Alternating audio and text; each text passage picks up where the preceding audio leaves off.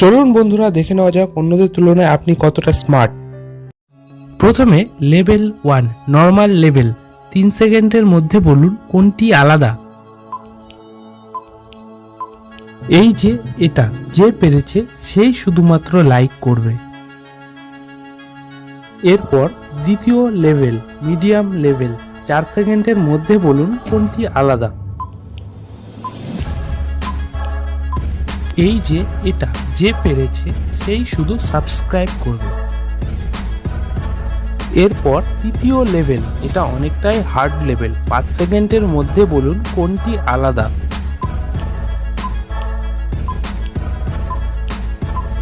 বাহ, very good. এটা অনেকটাই কঠিন লেভেল ছিল।